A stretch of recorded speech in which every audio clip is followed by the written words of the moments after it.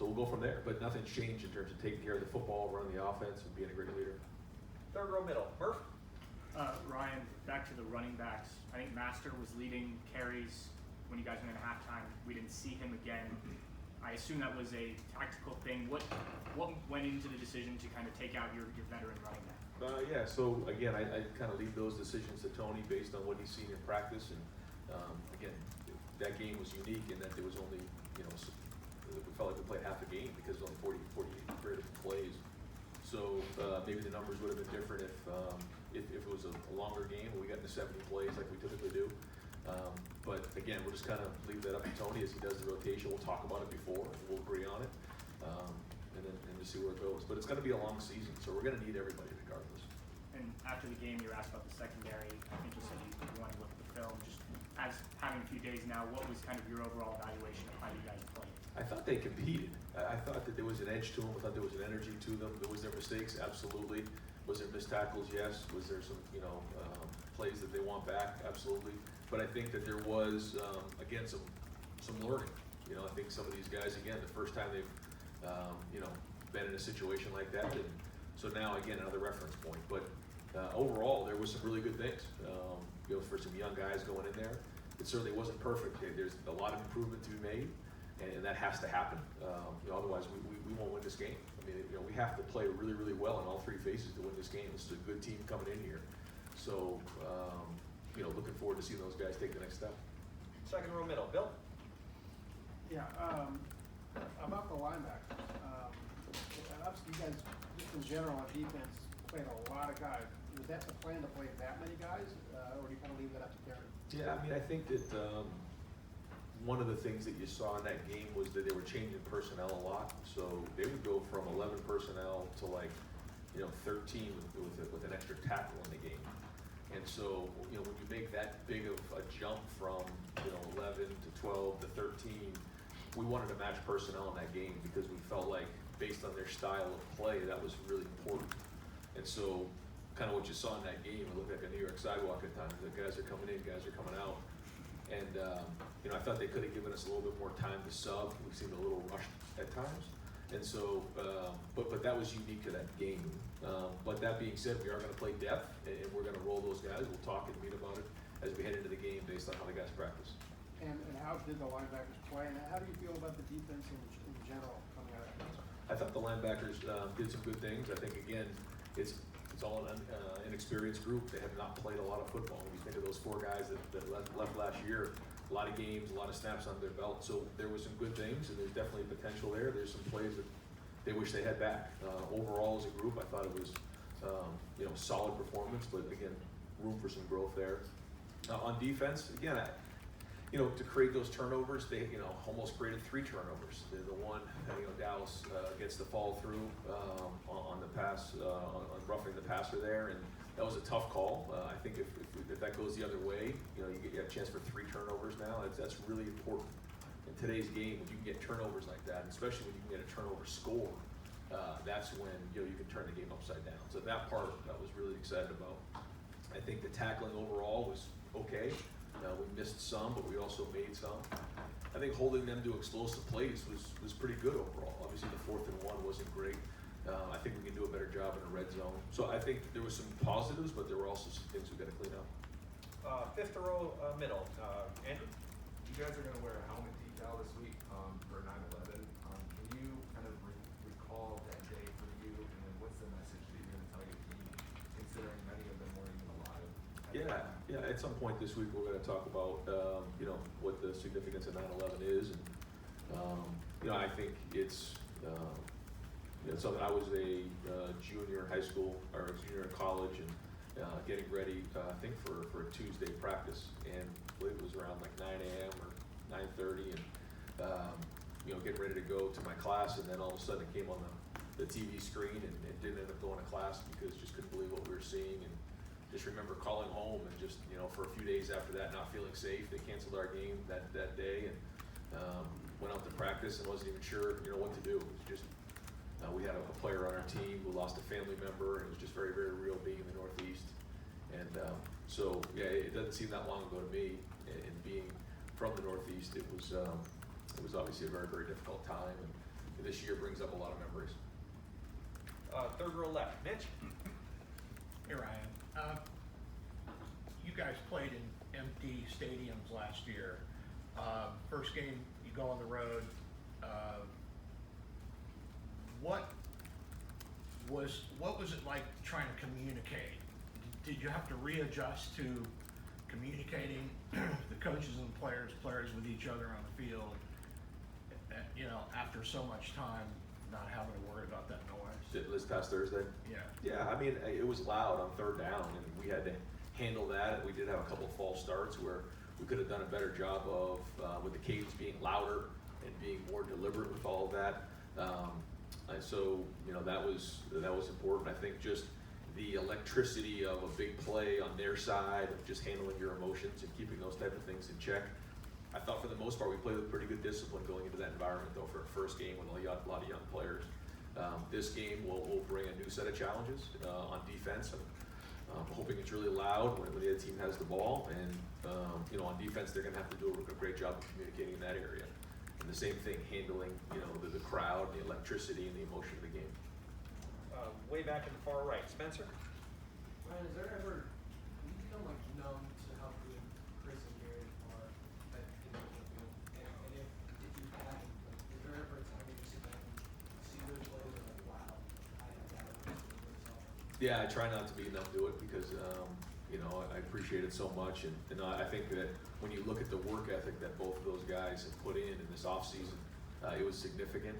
And I think that the way that they've been practicing this preseason has allowed them to be, you know, as dynamic as they are. And I think you're seeing them play fast right now and at a high level, and that's got to continue. But it all based on how they practice, and they've really practiced well. I thought their attitudes and their work ethic have been excellent this preseason. So if they continue to bring that work ethic every day, that same attitude every day, it's going to go a long way for the offense. I guess in that same vein, when you, seems like you guys challenge those guys to really focus on the little things. When you guys do that, see the way they work and we see it on the field, have you seen those little things just become easier for them and get them getting better at those things? Yeah, 1,000%. Yeah, I mean, we really see it every day, you know, and just, and sometimes it's on routes that they don't get the ball in practice where you see somebody running a backside route where maybe they're third or fourth in a progression and they probably aren't going to get the ball, but they're working on something significant at the top of their route to make them better.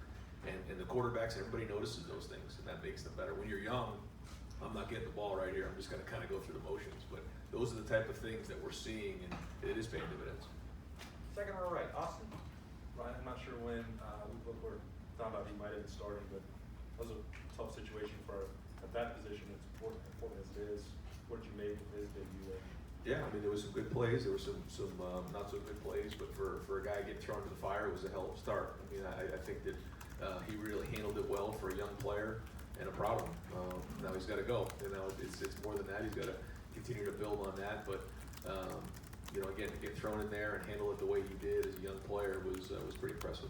Did he do enough to keep that spot or carry a long-term issue? How will that? Not trying to get into the availability report. Sure. How will that shake out through the line? Yeah, I mean, we're going to keep practicing, and you know, if Luke keeps doing what he's doing, then he's going to obviously play a lot. So, you know, we'll see how this week shakes out. But he's now proven that he can play in conference play. But this is a new challenge. This is the Pac-12 and one of the top teams in the country against a really good you know, defensive line. So, you know, we'll see how this week shakes out. Second row left, Bill.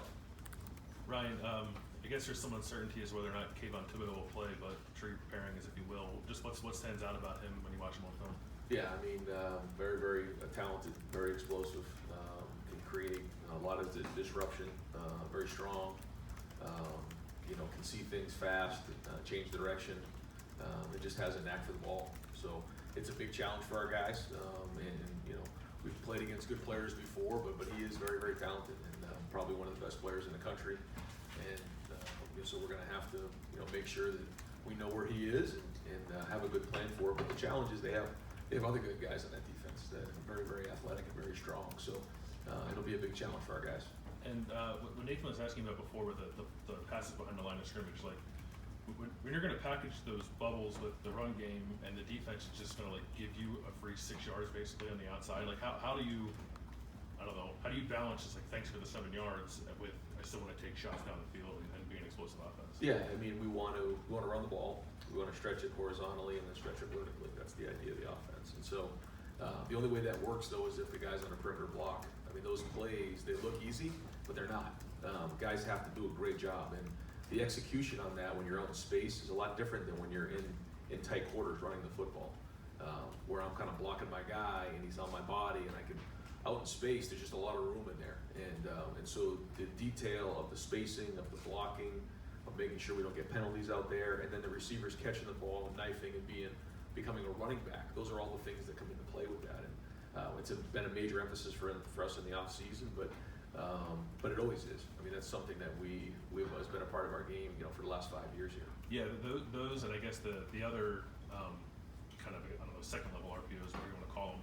I don't know if you did a ton of those with Justin, because he obviously is a pretty good run threat. Do you incorporate those more now because CJ just isn't quite the same runner as Justin is? No, I mean, we really haven't changed much that way. CJ can run the ball, and he will. And we're going to incorporate as many of those things as we can, play action passes, and we just try to mix it up the best we can based on what we're seeing in the league.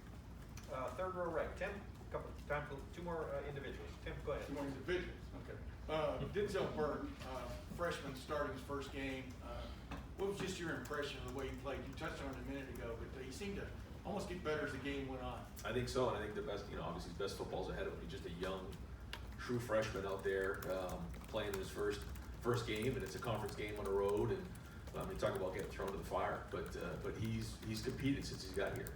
He practices really, really hard, and he deserved a start. He did, and it's based on how he worked in the spring, how he worked in the preseason. I think if you ask our receivers, he's a very, very talented young man. Now he's got to continue to grow. He's got a long way to go. He's going to make some mistakes, but if he can learn from those mistakes, then he'll have a chance to be a very good player down the road. You watched Thibodeau lead the game. It seemed like, for one of another term, the ferocity kind of left Oregon's defense for a while, and it came back in the fourth quarter. Like you just pointed out, guys stepped up, including that Justin Flo kid. But what just stands out about them, about the way they play defensively? They're downhill. They have a lot of speed. They're very well coached. Coach DeRuiter is a former head coach. Was at Fresno. Was at A&M with Von Miller down there, and he really knows what he's doing, and he creates a lot of chaos. He brings a lot of blitzes, and they have a lot of speed, and they get to the ball fast. This is a good defense that we're going up against. Hey, one of the quickies. What did Chip Kelly? What is his legacy right now in college football? What he brought? I mean, obviously, even Urban went out there and studied him a few times during his sabbatical year of 2011. But what has he kind of opened up for everybody, including yourself, offensively, the way to attack things, etc.? Yeah, I mean, he's obviously meant a lot more to me than anybody else, in terms of just in my career. But I think certainly. When I played, he actually went to visit Kevin Wilson when he was at Northwestern. He visited, a lot of different coaches along the way. And really, when that spread offense was making its run and the no huddle was making its run, he was on the forefront of that. And then to see what he did at Oregon, and then from there, I think that he was one of the guys who were I guess could you say would be responsible for the spread offense, for the no huddle offense, and one of the pioneers in that area. But I think that you'll find, he has a great football mind. It isn't just about being a spread guy.